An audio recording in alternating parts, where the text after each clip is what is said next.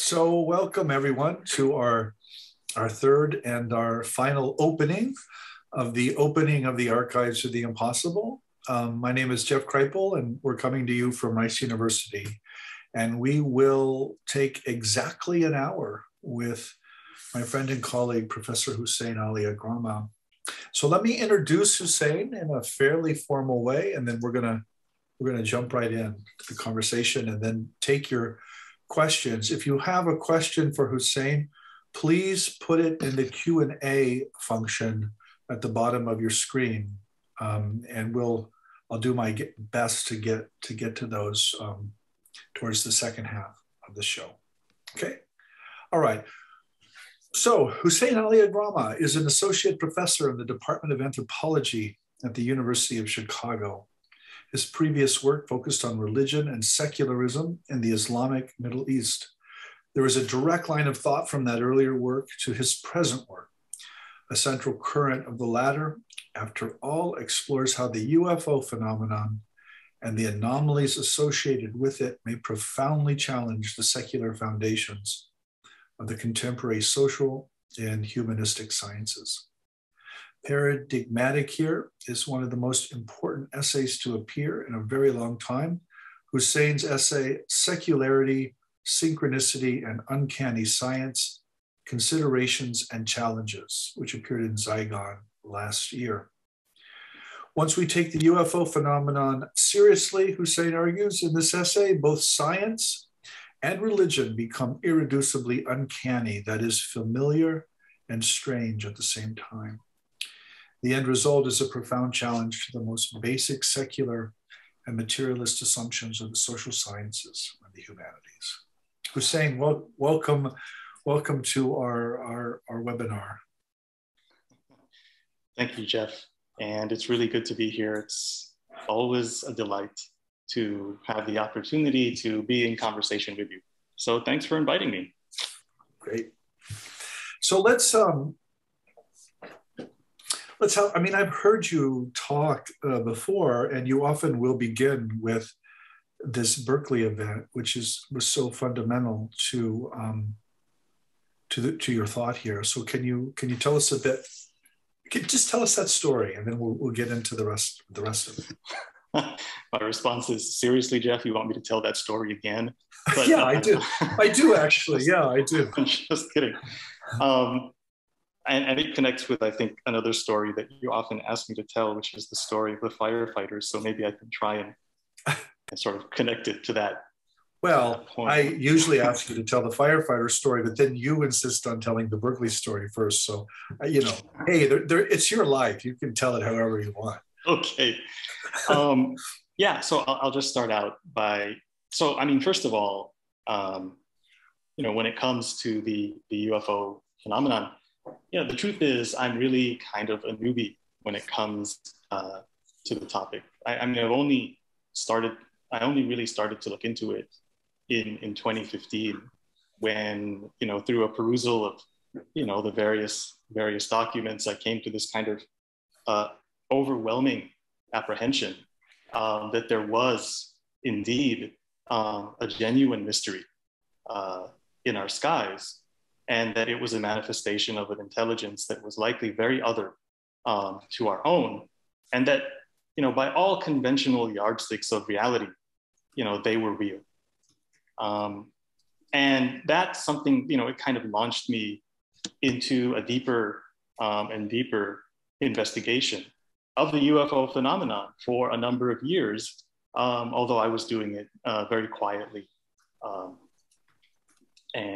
And in some sense, you know, in an isolated sort of way. And so around 2018, there was an opportunity for me to speak about the research that I had been doing and the questions that I had been encountering in a workshop at Berkeley that was to do with science and secularism and religion. And I thought, you know, well, what a perfect format for discussing this issue with an audience that it was, you know, mostly sort of religious studies folks and anthropology folks and other people in what you would call the humanistic sciences, many of whom would see themselves as rejecting various ideologies of materialism and even secularism and so on and so forth. So I had the impression that this would be an extremely sympathetic or somewhat sympathetic audience. And so I felt that given the kind of sympathetic audience, that I could actually, in fact, kind of gently provoke them a little bit and try and push them in their thinking about the consequences of this phenomenon. So, I gave the talk, and it was really quite an unexpected sort of shock, because and I started out kind of by citing a quotation that I had found by an anonymous aerospace executive, which said something to the effect that in 100 years or 100 years from now, people are going to look back upon us the way that we look back upon people in the past who thought that the Earth was flat, because the evidence that we have been encountering a non-human, likely non-terrestrial intelligence for a long time is so overwhelming that it actually takes a leap of faith not to believe that it's happening. So I kind of started out with that quote, and then basically what I did was I told them about the research that I was doing, and it was kind of like a progress report. This is where I'm at right now, and this is what I've noticed and learned, and so on. And I kind of ended the talk with the statement of to the effect that here's this phenomenon, by all of our conventional understandings of reality, it's real, right? It's a genuine mystery. It potentially changes and undermines whatever conception of reality we have.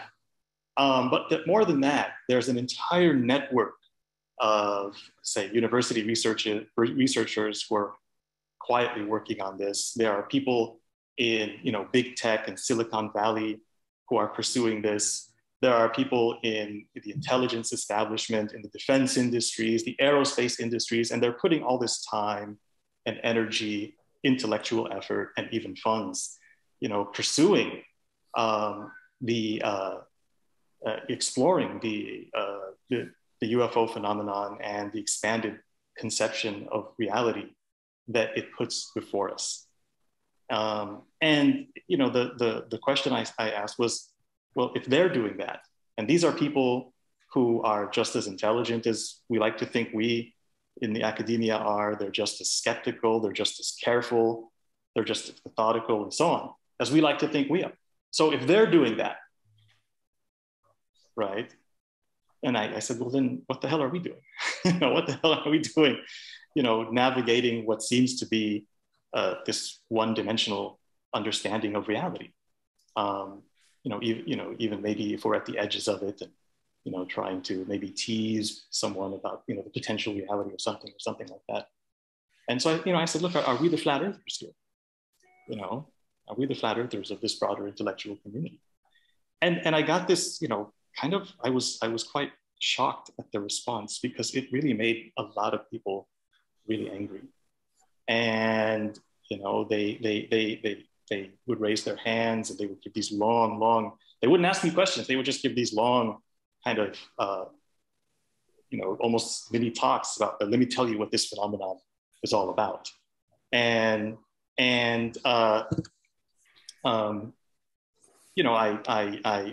there were other people on the panel, but everyone only wanted to talk about UFOs. So I was really surprised. Like, everyone's talking about UFOs, and oh, you study UFOs too, so you can tell me what it's all about. That was really quite a surprise. Afterwards, I got these long emails. Like I said, never happened, to any talk that I'd done before. I was really quite surprised. And so there was this enormous resistance, but that in some ways wasn't as surprising as the people in the audience, in the group, who claimed to accept what I had to say.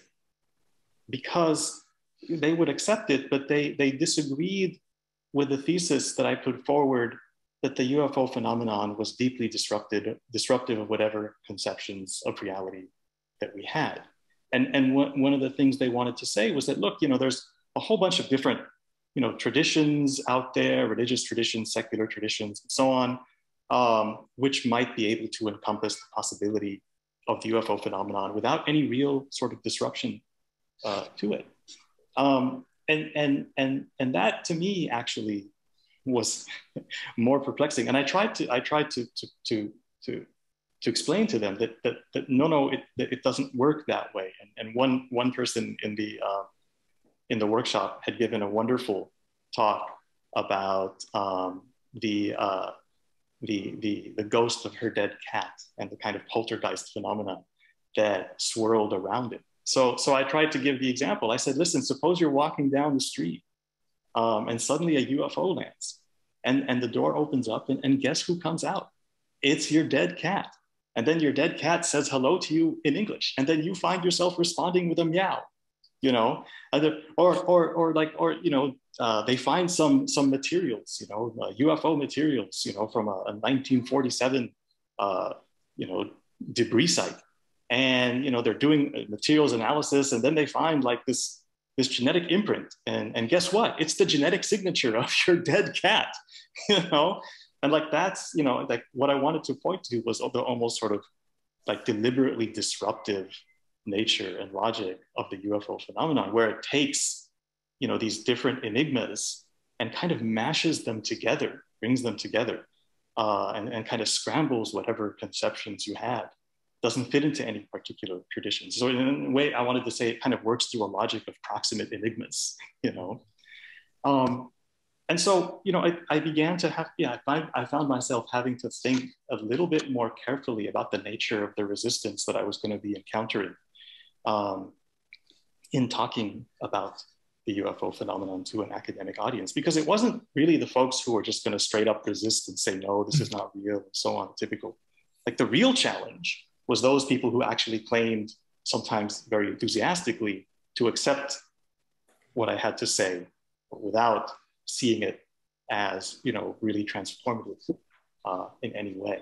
And so that's when I began to think about the nature of the resistance that one was encountering, and how we really maybe hadn't thought about that as much as we should have. And then that's kind of what leads me to the firefighter's story. I don't know if you want me to talk about that, because I worry sometimes that I get very excited about this topic and I start talking too much. So no, I definitely want you to tell that story, but let me just say one thing before you tell the firefighter story. I always like to talk about when I was a little boy for some reason. Maybe I never grew up or something, but my dad was a mechanic. He was actually a car mechanic when I was a little boy, and he liked to tinker with things and take things apart and put things back together. And, there was a couple of things he said to me as a little boy, I think have become sort of parables for me. But one of them is, you don't really know how something works until it stops working.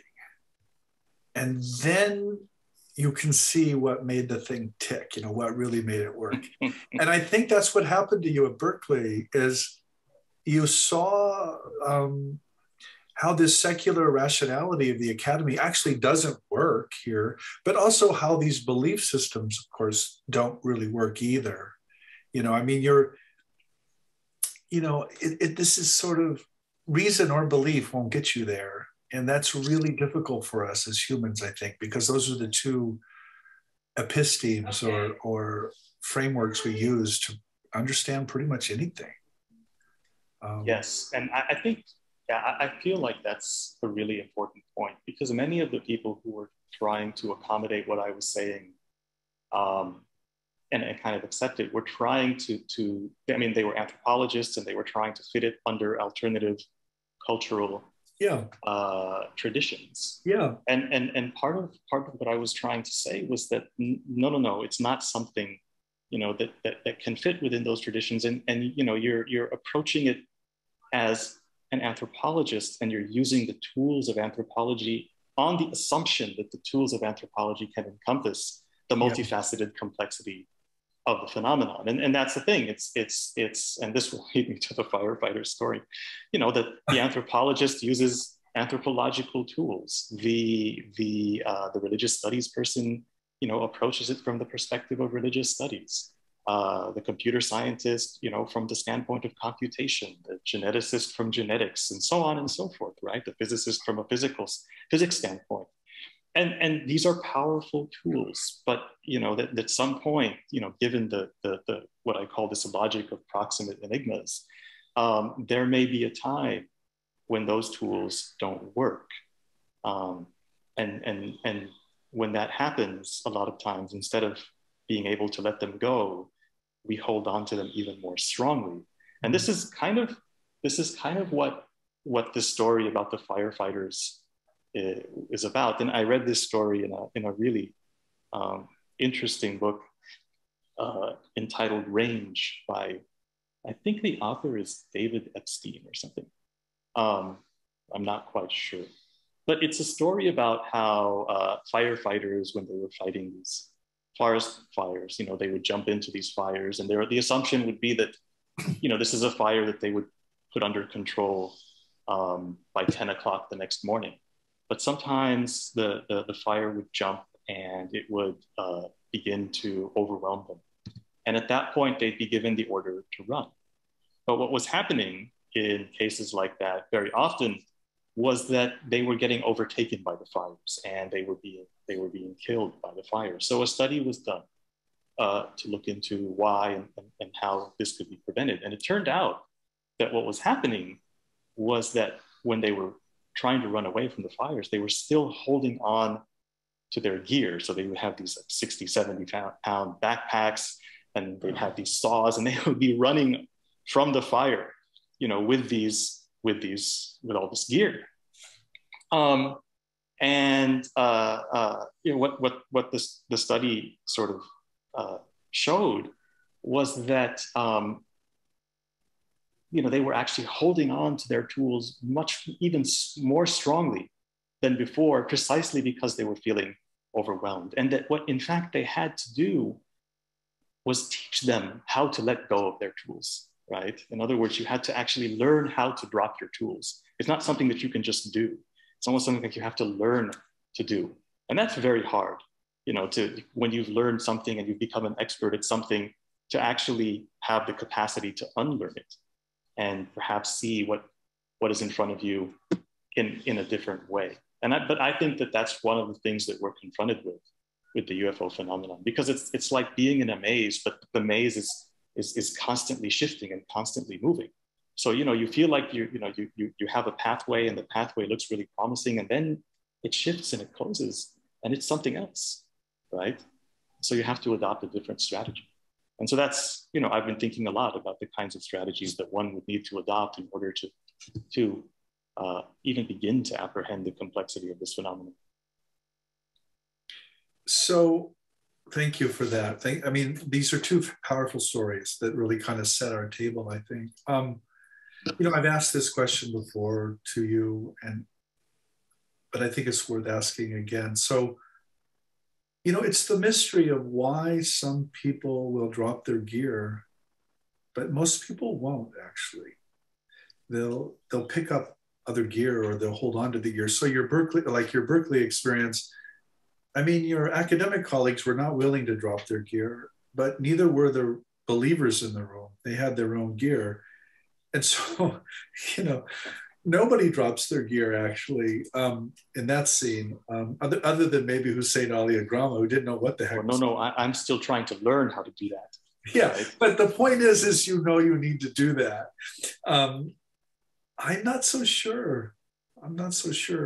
People, our colleagues in the academy or the believers of whatever acknowledge that. I think we're kind of, it's a mystery to me about why some people are capable of dropping their gear and other people aren't. I mean, you said in some ways, I think there are a number of issues which are rolled up in what you've just said. And you know, just the thoughts that come to my mind is that, you know, I mean, there are exemplars out there of people who have over time, dropped their tools and picked up other ones, and are willing to do that when necessary. And I think the best example of that is, if you just look at the work of Jacques Vallée. Yeah. I mean, if you look at the art, the corpus of the work, you'll see that time and again, he will abandon particular theories or particular methods, and then pick up other ones. And I remember there was in one of his books, I believe it was Messengers of Deception. He speaks about a discussion that he had with an intelligence agent who was also interested in the UFO question. And I think that Vallée was insisting to him that the UFO, needed to be studied, rigorously, rigorous scientific manner. And the intelligence agent kind of surprises him, shocks him, and says, well, what makes you think that this is a scientific problem, right? And Jacques says, well, what else would it be? And he says, well, listen, this is an intelligence, clearly it's elusive, right? And so rather than a scientific problem, it's really a problem for intelligence, right? And what was interesting was, Vallée, he says, well, what's the difference here? And the agent says, well, you scientists, when you have 95% of the information and only 5% is missing, you're pretty happy with what you have, because you feel like you've understood almost all of the phenomenon. But for us in intelligence, when we have 95% of the information and 5% missing, then we know that 95% is what's irrelevant to the issue, or least relevant to the issue. And it's that 5% that's really at the core. And so what we're doing is trying to look into the 5%. And I think, again, this is an encounter where, the scientist insists on science and then is surprised to find that the intelligence agent insists on intelligence. So in some ways, these are people holding onto their tools. But through the discussion, you also learn, something, which is that for the intelligence agent, the issue is not necessarily developing theories out of the 95% that you think right? But that the issue is trying to develop the right questions to ask in order to begin to understand that 5% anomalous stuff that might go to the very core of the issue. And that's the thing about the UFO phenomenon. It's highly anomalous. It doesn't fit, with our present conceptions of reality. But that doesn't mean it's marginal to those conceptions of reality. It's very potentially at the very core of our understandings of that reality. And that part of what I think we need to do, or maybe acknowledge, is that we may not have actually generated or developed the right questions yet. And this is something that I think it was Anne Strieber who said this, as relayed through Whitley Strieber, where she says, we don't need better theories. What we need are better questions. And, that's one of the things that I'm trying to devote whatever, skills or expertise, little skills or few little expertise that I have, is to generating maybe questions that we can begin to pursue with respect to this phenomenon. So no. Anne used to also say our species is too young for answers. What we need now are questions. And yes, thank you for that. No, that's okay. She probably said a lot of things. Yeah. The other thing, Jeff, that I want to kind of highlight from what you said, if you don't mind. And like I said, please cut me off anytime, because I get excited about this issue and I tend to talk. It's about you, Hussein. It's not about. No, it's about the UFO. Is that again, we make a lot of assumptions about where this resistance comes from and the forms that it's going to take. Yeah. So, people will say, well, it's a materialist ideology. Or say, it's a secular ideology. Within political theory, people will say, well, it's the fact that the UFO challenges, the national sovereignty, which is at the center of our political system. And that's the source of the resistance. Or, it's the Cold War stigma that was generated around the UFO. And that's the source of the resistance. And I think all of these are dimensions of, that resistance. But it might be that there's something that even goes beyond it, and because all of these instances of resistance or explanations for the resistance are essentially social explanations. In other words, they reduce the resistance to fundamentally social factors. And that it's possible that just becomes a manifestation of the kind of sociological reductionism that social scientists tend to engage in.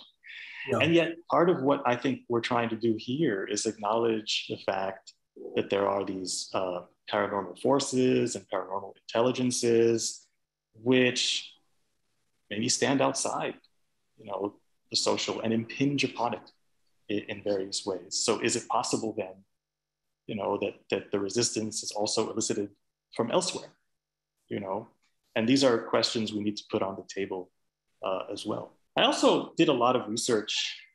Well, again, I'm a newbie, so I never think I do a lot of research, but I did some research in the Ingo Swann archives at the University of West Georgia. And I was particularly interested in Ingo Swann's work, penetration, where he does some remote viewing. It's kind of connected with UFOs and so on. And one of the things he begins to try and think about, one of the questions he puts on the table, is why it is that humankind seems to so collectively and consistently forget their innate psychic capacities. And he begins to wonder whether, in fact, there's an outside force, that does this, that causes us to consistently forget. And maybe it's because there are these other intelligences that can be perceived in a different fashion, and they don't want to be for one reason or another. So why not? So all I'm saying is that we need to be willing to consider a complicated range of possibilities in order to understand the nature of this resistance. And the reason why we need to do that is if we want to develop strategies to work against this resistance, right, then we need to be able to consider the whole range of possibilities, that elicits it. Yeah, that's where something like the history of religions, I think, does become helpful, because when I hear that possibility from Ingo Swann, of course I think of ancient Gnosticism and the archons. There are religious models and mythologies and belief systems that basically concluded where Ingo Swann is concluding, at that moment anyway. I don't want to sign my name to them, but I know they're there. Right. And right. I'm sure that's kind of what you're trying to say as well. Exactly. It's the question really that I find interesting, which is, he says, we seem to be continually forgetting, right? Yeah. That we have these innate capacities. And why is that, right? And so I think that, that this innate forgetting somehow may be connected to, the range of resistance that we're facing. Yeah, I mean, what it reminds me of a lot, Hussein, is, one of the things that fascinates me most about parapsychology and psi is this small literature around the fear of psi. How human beings resisted or fear it, and then respond to that fear through denial or dismissal, and of course that's ancient as well. I mean, as I like to point out, the magical practices have been around as far as we can see back, and most of it is not particularly beneficent. I mean, the shaman practiced magic to find the prey, or to defeat the enemy across the valley, or, yes, to heal the sick and to, fetch the soul, as it were, but also to engage in some kind of spiritual or physical battle. So this idea of linking psi to the military or intelligence in the modern world is actually an ancient pattern, I think we see. Yeah, that's the other thing, is that there does seem to be certain patterns that repeat themselves. Yeah. Right. And then the question is, how does one actually begin to think about those patterns? So let me push this point further before we turn to some of the questions. Okay. There's this old metaphor. William James trotted it out. I mean, I'm sure someone trotted it out before James, but he's where I most know it. He compared psychical phenomena. He compared us to trying to think about psychical phenomena to, a cat sleeping in a library and not having a clue, what's in the books. But also the metaphor suggests there's actually no way the cat could know what is in the books. It's a very jarring metaphor, I think. And, another metaphor I've heard more recently is my friend in college, Dale Allison. Dale will often say, we're a lot like Ralph. And then you'll say, well, who's Ralph? And he'll say, well, that's my dog. Ralph knows that I'll bring him food at a certain time, and he knows where the food comes from me and the water comes from me, but he really has no idea what a pet store is or what anything is, really. He's just depending on me for the food. And, Dale's point is a kind of deep skepticism about us ever knowing. Yes. And are you? So I'm wondering about that. I'm wondering if that's what you're saying, or are you being maybe a little more hopeful that we're going to ask better questions? Are we ever going to get answers, or no? Yeah. Well, I mean, again, there's a deep assumption that we're making here, which is about the nature of knowing. Yeah. And because we're people who work, in the knowledge trade, and so one of our central tools is knowledge. Right. Yeah, right. And we have never asked whether there's anything, beyond or below knowledge. And let me actually try and illustrate it with a kind of maybe a story. So I was reading one of Joe McMoneagle's book. I think his memoir. What is it, like Confessions of a Psychic Spy? I mean, I think I'm making up that title. I think it's probably a subtitle or something. Yeah, something like that. Yeah. And he talks about his experience with remote viewing. And then he speaks about how over time, these subtle changes in his perception began to occur. And, first he began to see things at the corner of his eye, and start at the periphery, and he would try and sort of capture them with his eyesight. They would kind of disappear. But then over time, they began to move more toward the center and become more observable to him, even though sometimes they would, skedaddle away. They were often small sorts of creatures, therefore skedaddle is a good word. But they would sort of skedaddle away.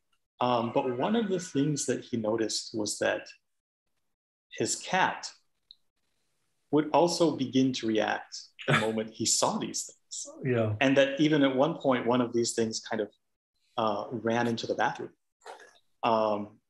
and kind of disappeared. But the cat, took notice and actually began to stare and actually sort of laid down in front of the bathroom, kind of almost as though it were waiting for whatever it was that he saw. And so, part of my point is that, we don't know what goes on in the mind of a cat or a dog. And, we extrapolate a lot. But the second thing is that, here was McMoneagle, then what he was speaking about was a transformation in perception. And that, through a transformation in perception, one might be able to navigate the world a little differently.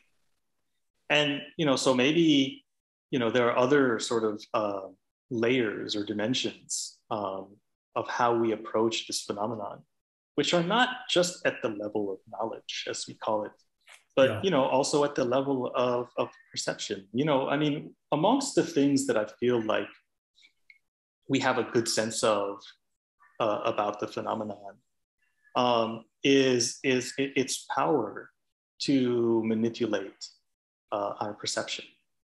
And, so one of the questions I think we need to put on the table is, how do you study something, which can change your perception of it at will? Yeah. And it's not a question that I've seen that has been sort of systematically asked, which also then leads to the question of, well, how much do we know about our perception in the first place? And it turns out that not a lot. We keep on learning all kinds of new things. And, so maybe, part of what needs to happen here, it's not just some kind of, epistemological shift, but also, a shift in perception as well, and what would it take to enact a shift of perception? You had this wonderful discussion. You had a wonderful discussion with John Santos and Priscilla Wald, both. But one of the things I remember that stood out in your discussion with John Santos was some reference to the work and the writing of Carlos Castaneda. Mm-hmm.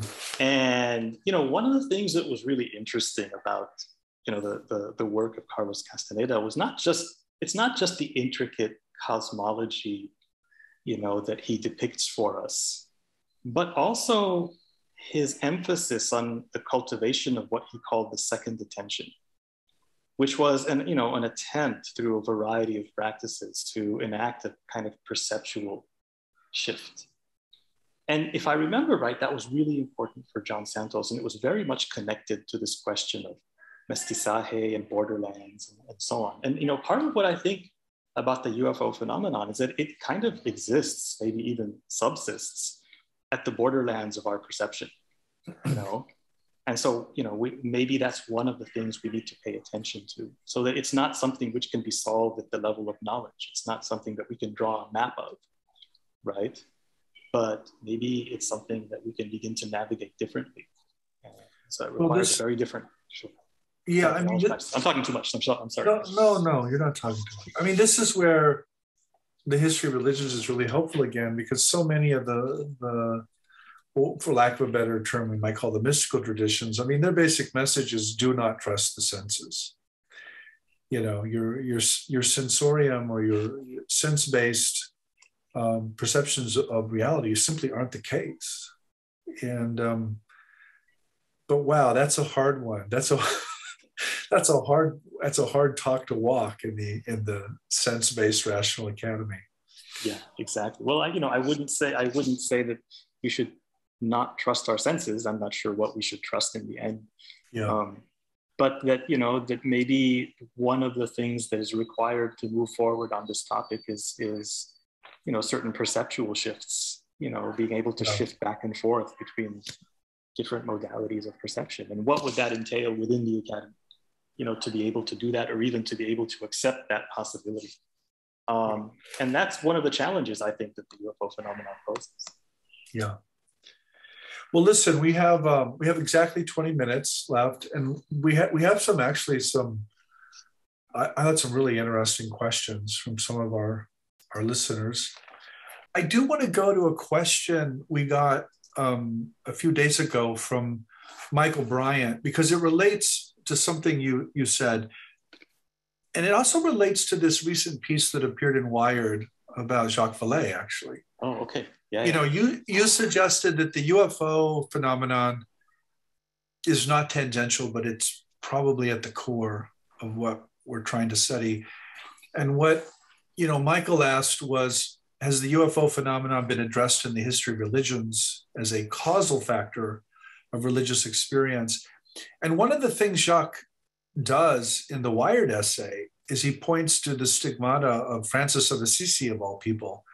And the art clearly shows an object in the sky piercing you know, the body of Francis. And of course, Francis dies actually a few years later from, we don't know from what, of course, but certainly bleeding profusely from his hands and feet didn't help. Right. And, you know, Jacques points out that actually UFO contactees often experience radiation burns or piercings or designs, triangles and things on their bodies to this day. This is not a Christian medieval thing, but of course the church, the Catholic Church, picked up the Francis of Assisi story. And I mean, Francis is in my garden right now. He's literally, you know, holding the bird bath. So there's something at the core there that is weirder than we've imagined. And I think I'm just asking, is that what you're saying? Or that maybe that's what I'm saying, Hussein. I'm trying to use you to say it. I don't know. Like I said, you know, I'm always trying to formulate, you know, questions and you know, I don't have any good theories, which is frustrating for lots of people, but it's also frustrating for me.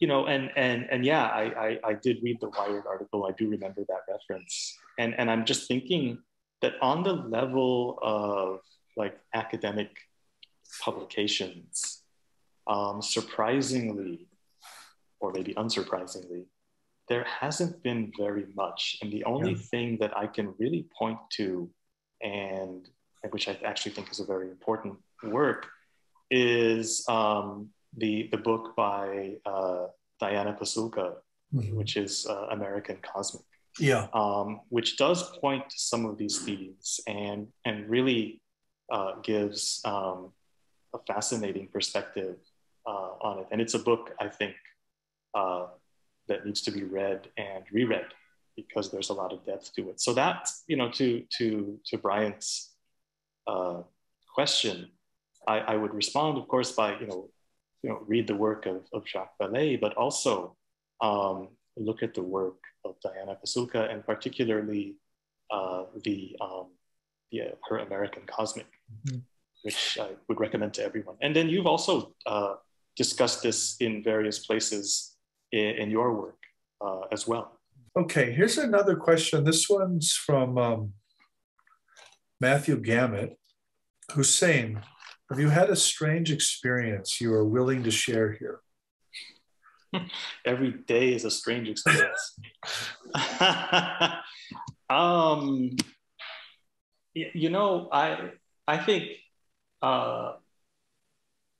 probably everybody in their life, you know, when asked if they've had a strange experience, can recount at least one or two, and would probably remember a few more. And so I think that I'm probably not so different in that regard.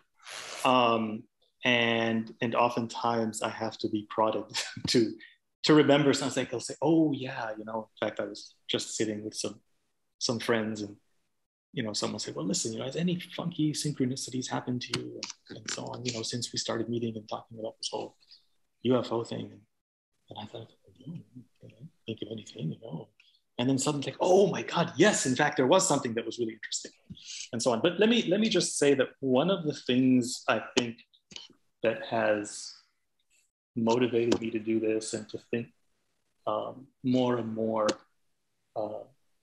systematically about this is that, you know, there's this sense of a continual sense of strangenesses at the edges, you know, of my everyday experience. So, you know, and part of what I feel one ought to do is try and address some of those strangenesses. And, you know, I think, again, a lot of us have encountered them. And I think for reasons that I don't fully understand, we tend to put them away and sometimes even forget that they happened.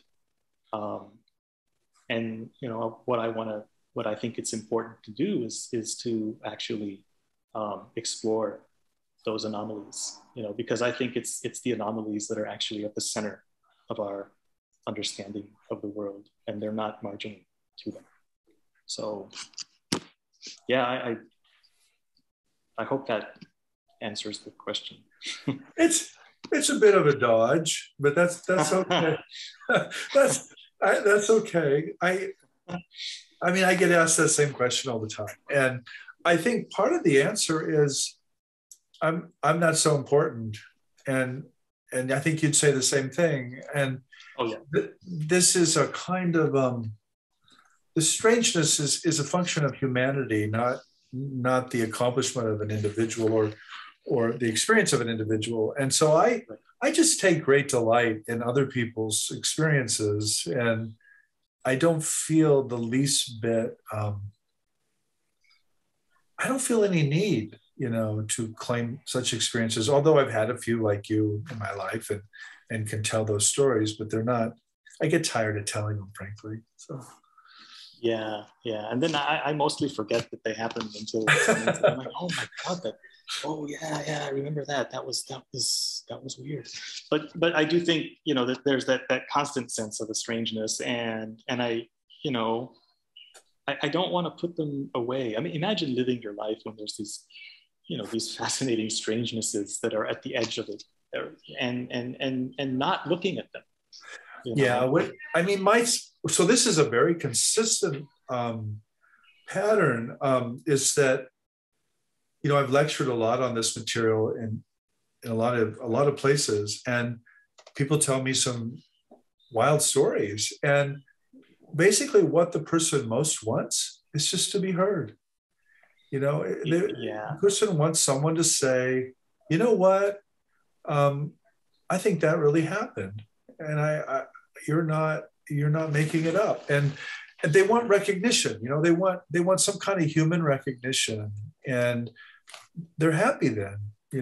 And I actually do believe it happened, and I actually do believe them. So it's a very genuine kind of acknowledgement. I actually think that that's one of the things that's really important about the opening of the archives. Yeah. Because it brings together this enormous amount of human testimony.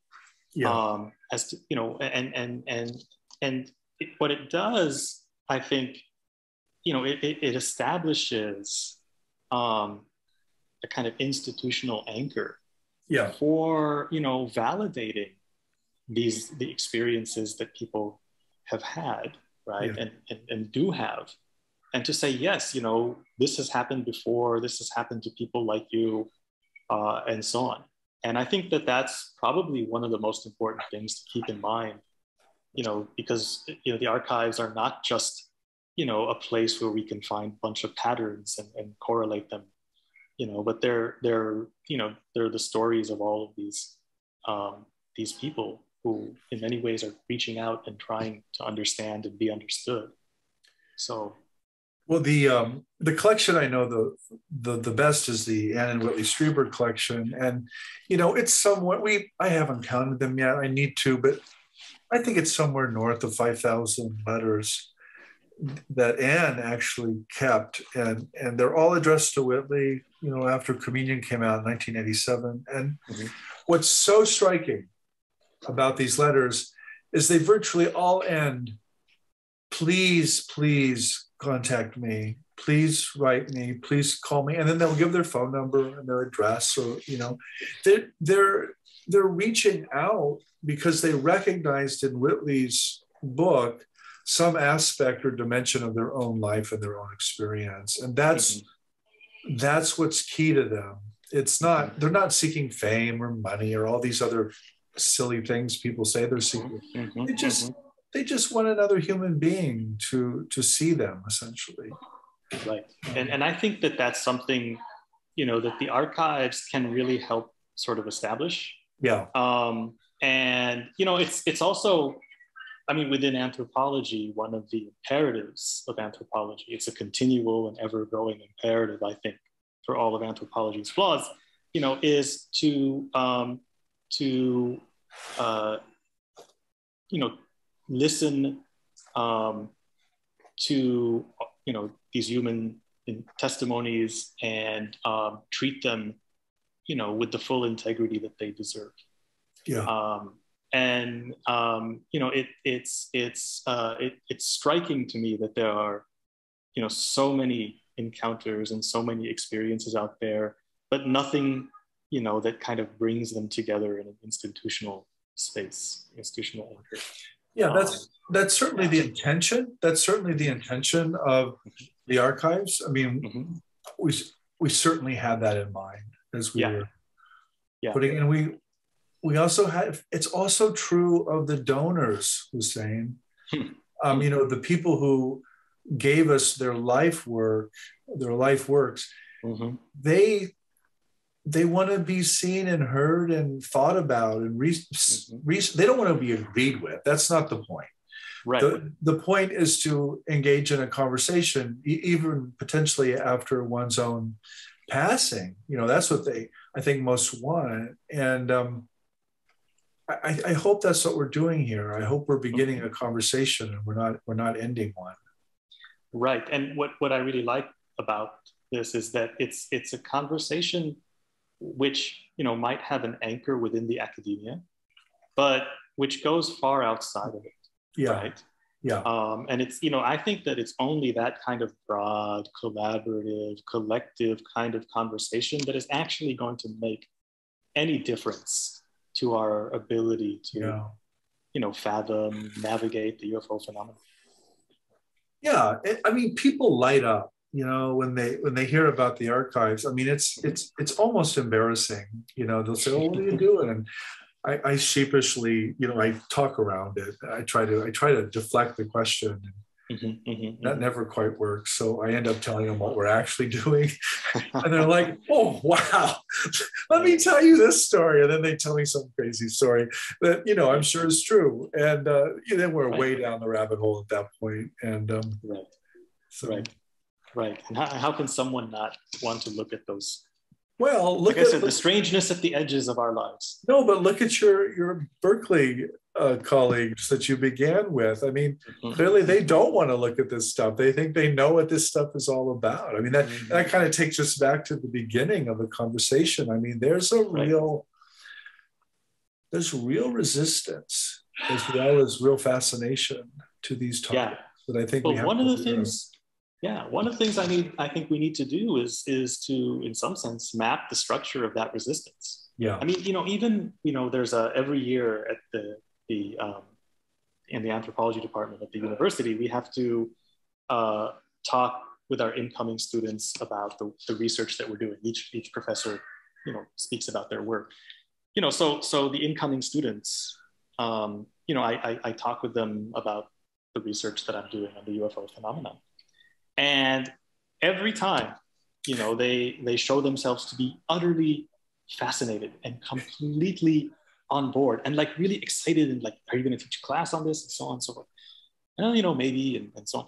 And then I also teach the introductory theory course. So for the last few years, I've also had to encounter them, in essentially every day, every week. So even after I give that talk, I'm still talking to them. And almost inevitably, a few days later, someone has to come out with some kind of joke. Yep. Right? Either a funny, Twilight Zone sound, or no, I'm like conversing with the aliens or something.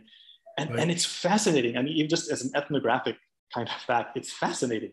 It's like they began with, this tremendous interest, and yet they almost as a reflex, intrinsic reflex, they have to make light of it. So the resistance itself is complicated. The nature of the resistance is complicated. And we have, oftentimes attributed it to one thing or another without actually looking at where it's coming from. So even at that level, there are questions to ask. I had a journalist ask me maybe it was a couple of years, I don't know, it was a while ago. I was riffing on this little green man meme. And I was like, I don't even know where it came from. Nobody ever sees little green men. I'm like, where did that come from? And so we had this whole conversation. I'm sure we're going to get email now about where the little green man meme comes from, but it's actually not in the abduction literature, but it's just this automatic reflex that you're talking about that you just get in the media. And it's just like, oh, geez, not again. Exactly. And you know, we get so tired of it that we just want to ignore it. But I do think it's important to study, you know, Yeah. where it's coming from, and to consider the possibility that even that resistance is not subject to complete sociological reductionism. Yeah. You know. That's a really powerful point. You know, one of my favorite quotes of Talal Asad, who's, of course, I'm sure you read and teach. You know, she said something like the fundamental challenge is to consider that the social is not the ground of being. Exactly.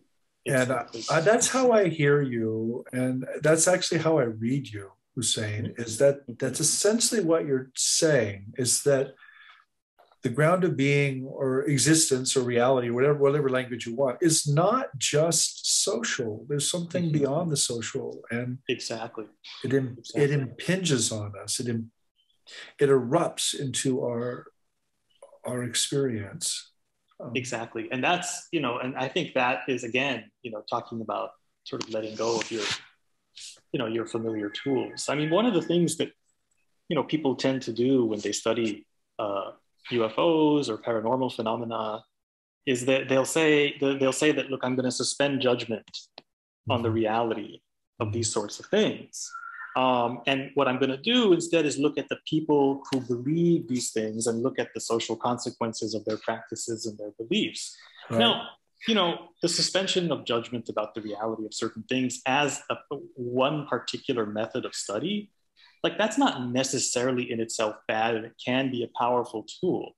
But what oftentimes happens is that this shift occurs and they begin to say, well, you know, it changes from like a method to a sense that this is the only way such phenomena can be studied, right? That their existence is purely at the level of people's beliefs and practices and the social consequences of it, and so on and so forth. That's the for me. I mean, you and I are singing the same song. My colleagues do that all the time, and I'm like, no. When you do that, the academic dials just set back to the social or the material. You are not challenging our ontology. You are preserving it. You are supporting it, and right. Maybe that's a perfectly good ontology. That's not my point. My point is that when these things happen, they clearly happen to challenge us and to fundamentally change our notion of what reality is. Right. And when you say that, or when you go there, it's a cop-out. I'm sorry. Right.